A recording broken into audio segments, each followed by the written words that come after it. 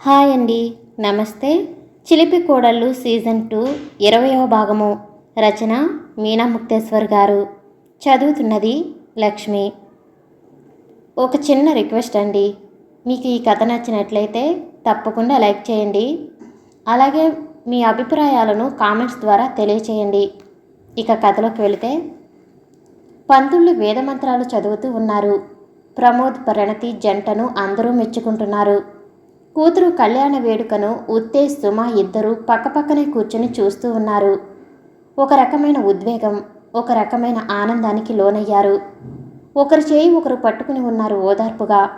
సుధీర్ వెళ్ళి మండపంలో కావలసినవన్నీ పట్టించుకుని పిల్లలకు చెప్పి అన్నీ చేయిస్తున్నారు. వచ్చిన వాళ్ళందరినీ ఒకసారి మన ముగ్గురు చిలిపి కోడళ్ళు వెళ్ళి పలకరించి వచ్చి కూర్చున్నారు. పెళ్లి కూతురు పెళ్లి కొడుకుకి ఎదురుగా రాములవారి పట్టాభిషేకం ఫోటో పెట్టి కుర్చీలో దీపారాధన అన్నీ వెలిగించి పండ్లు పెట్టారు. ఇప్పుడు పంతులు గారు చెప్పటమే తలంబ్రాల బట్టలు సిద్ధం చేసుకున్నారు ఎవరికి వారే. ప్రశాంత్ గారు వచ్చి మంగళసూత్రాలు నల్లపూసలు పంతులు గారికి ఇచ్చి పూజ చేయించారు. ఉత్తేజ్ సుమ తలంబ్రాల బట్టలు తాంబూలం, అల్లుడుకు తీసుకున్న బంగారపు వస్తువులు కూడా ఆ బుట్టలో ఉంచి తాంబూలం పెట్టి ఇద్దరూ కలిపి అల్లుడికి బొట్టు పెట్టి వస్త్రాలు తాంబూలం అందించి అక్షింతలు వేసి ఆశీర్వదించారు. అలాగే ప్రణతికి కూడా తలంబ్రాల బట్టలు నగలు ఇచ్చారు. అంజలిదేవి గారు శ్రీకర్ గారు బొట్టు పెట్టి తాంబూలంతో కూడిన బట్టలు ఇచ్చి అక్షింతలు వేసి దీవించారు. ఇక పెళ్లి కొడుకుని అంజలిదేవి గారు బంధువులు లోపలికి తీసుకెళ్లారు. అలాగే పెళ్లి కూతుర్ని ఉమా, ఉషా, కావ్య, సుమ అందరూ కలిసి తీసుకెళ్లారు. 10 నిమిషాల్లో ఇద్దరూ తలంబ్రాల బట్టలు కట్టుకుని వచ్చారు. నిజంగా తెల్లని ఆ పట్టు వస్త్రాల్లో నూతన వధూవరులు సాక్షాత్ ఆ లక్ష్మీ నారాయణులా కనిపించారు అందరికీ. ఇక వేదమంత్రాల మధ్య, మంగళవాద్యాల మధ్య బంధుమిత్ర సకుటుంబ సపరివార సమేతంగా మంగళసూత్రధారణకు సిద్ధమయ్యారు. ప్రమోద్ లేచి ప్రణతి కళ్ళల్లోకి చూసి నవ్వుతూ 3 ముళ్ళు వేశాడు. ప్రణతి ప్రమోద్ పాదాలకు నమస్కరించుకుంది 2 చేతులతో. ప్రమోద్ ప్రణతి వైపు చూశాడు.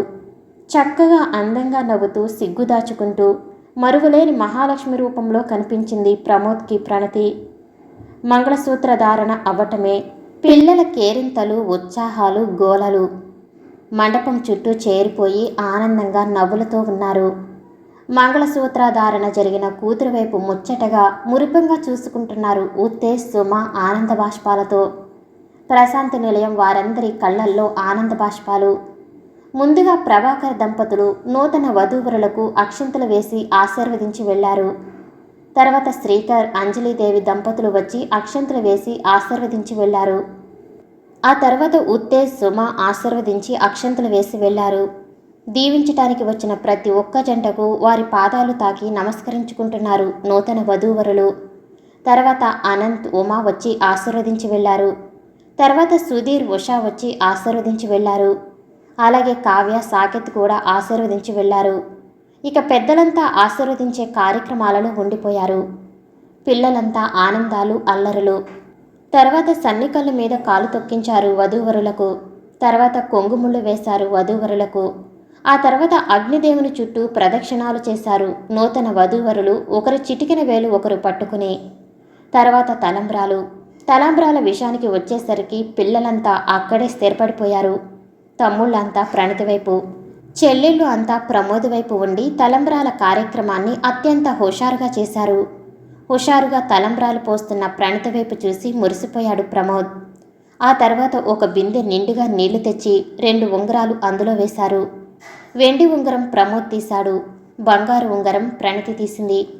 పంతులు గారు ఎంతైనా లక్ష్మీదేవి అవతారం కదా, బంగారం పెళ్లి కూతురికి వెళ్ళిపోతుంది ఎప్పుడు అంటూ నవ్వారు. ఇక సందళ్ళు, సరదాలు అన్నిటి మధ్య పెళ్లి తంతు ముగిసింది. భోజనాల కార్యక్రమం చాలా బాగా ఏర్పాటు చేయించారు. దాదాపు 1000 మంది భోజనాలు చేశారు.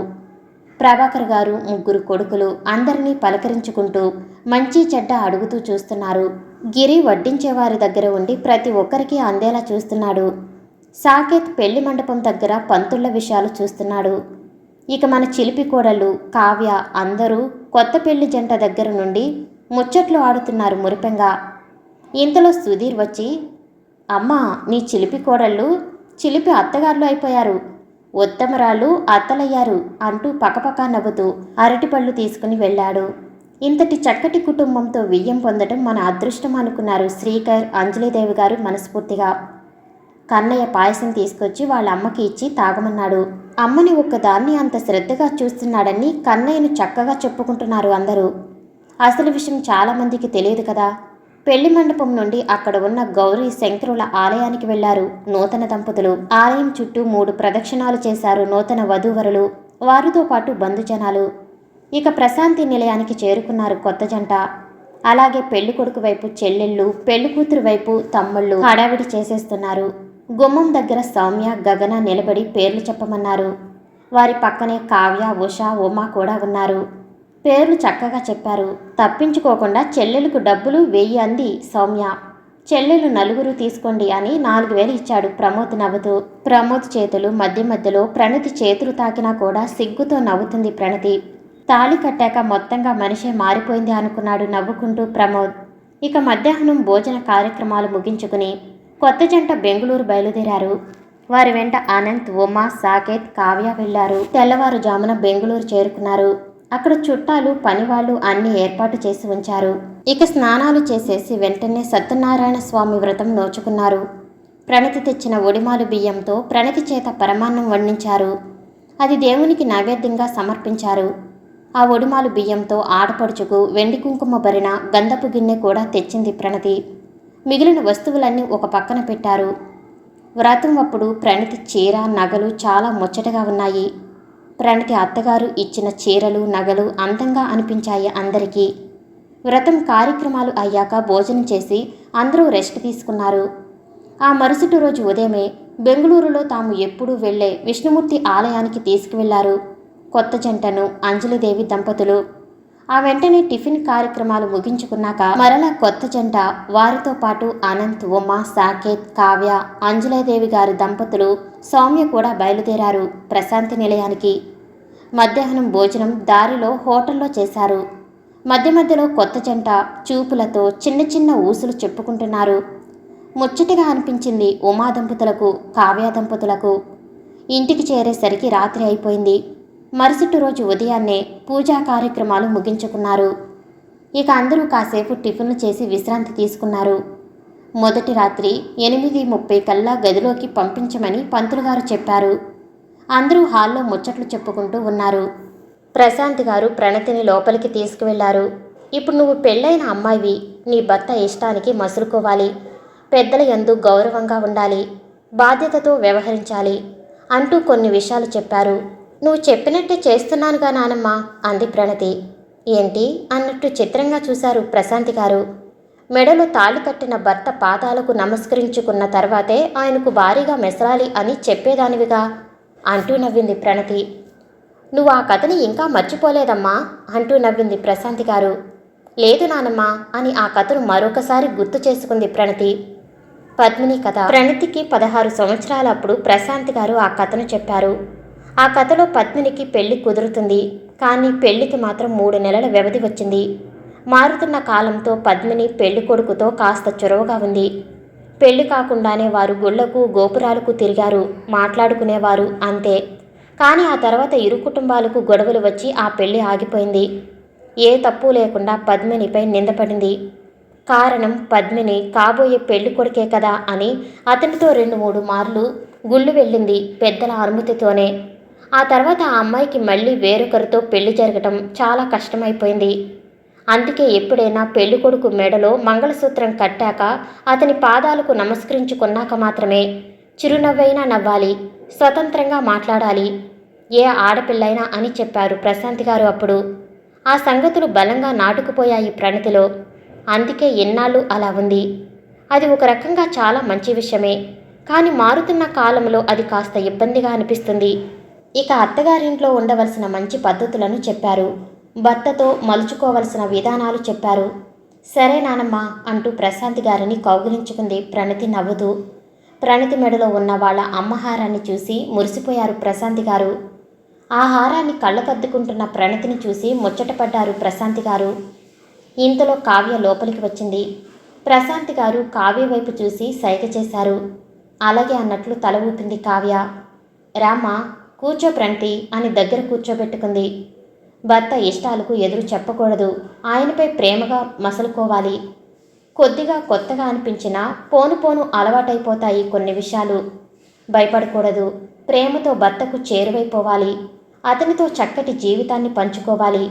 గది బయట ఇంటి గౌరవాన్ని కాపాడుకునేలా ఉండాలి. గది లోపల భర్తతో ప్రేమానురాగాలను పంచుకోవాలి.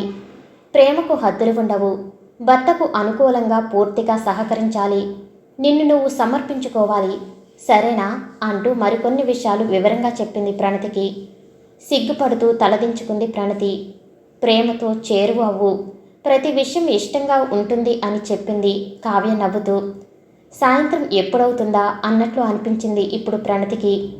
మధ్య మధ్యలో ప్రమోద్ ప్రణతిని చూడటం, సిగ్గుతో తల ఉంచుకుని ఉన్న ప్రణతిని చూసి తెగ మురిసిపోతున్నాడు ప్రమోద్. గిరి వాళ్ళు తమ కుటుంబంతో బయలుదేరారు ఇంటికి. గగన, రోహిత్ పెళ్లి వాళ్లతో వెళ్ళినప్పుడు బెంగళూరులో దిగిపోయాడు. ప్రమోద్ బ్యాగ్ ఏదో ఉందని ప్రణతి ఉన్న గదిలోకి వచ్చాడు. ప్రణతి తల ఉంచుకుని ఉంది. ప్లీజ్ ఒక్కసారి అంటూ దగ్గరకు తీసుకుందాం అనుకున్నాడు. అంతలోనే ఆ రూంలో తాంబూలాలు అన్నీ ఉన్నాయి అని పొరపాటున కావ్య లోపలికి వచ్చింది.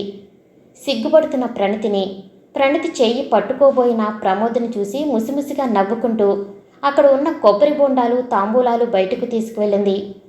ఇంతలో అంజలీదేవి గారు ప్రమోదాన్ని పిలిచారు. అంతే మరి, పంతులు గారు పెట్టిన ముహూర్తాలు ఉన్నాయి కదా, ఏ తేడాలు వస్తాయో అని పెద్దవాళ్లకు భయం. వెళుతున్న ప్రమోద్ మొహం చూసి ప్రణతికి నవ్వు ఆగలేదు. గ్రీన్ సిగ్నల్ ఇచ్చేసింది అన్నట్లు తెగ మురిసిపోయాడు ప్రమోద్. ఇక ఈరోజు కిందేనండి. మిగిలిన నవల తర్వాయి భాగంలో వినిపిస్తాను. Thank you for watching.